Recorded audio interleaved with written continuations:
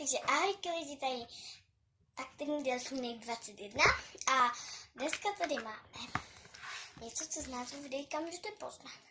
A teda je to jaksi do balónku, tam takový nádherný sliz. A teda dám tam tento sliz z drogerie. Z drogerie ve Skalné. Je teda takhle nádherný. Je úplně skvělý. Já už ho mám strašně dlouho, ale úplně natahovací a prostě takový, prostě, abych to neokecávala nějak, je takový dobrý a hodně prdí, ale. A to vám musím ukázat.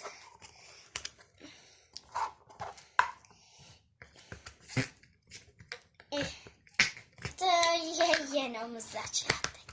Takže tento nádherný sliz z popelničky. Omlouvám se moc za všechny zvuky. A potom tenhle hnusný sliz, v kterým je voda, který jsem vyráběla včera. Což jsem netočila. Protože prostě. No, takže jako první věc si dáme. Jo, a co budeme potřebovat? Balónek, nějaké slizy, kolik jich chcete. Já budu mít 2. Trichtýř a balónek. A kapesníky. Jo? Takže první dáme balónek na trichtýř. A omlouvám se za všechny zvuky. Teďka mi přijde zrovna návštěva. Takže takhle to vypadá. A tam po kousíčkách budeme dávat ten škoda sliz. Ten nádherný sliz. Budeme po kouskách dávat, no tak jako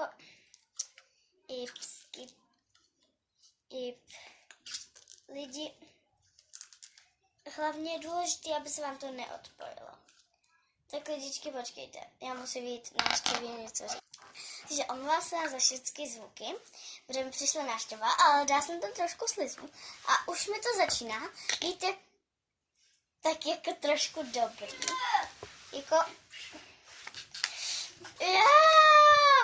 lidičky, já tam dám trošku, já to dám celý sliz a doma vidím.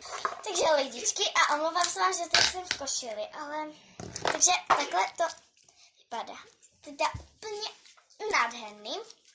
Vlastně já jsem tady připravený druhý sliz, ale ten mi to celý s prominutím zkazil. Takže to zavážeme a je to hotový, takže ahoj!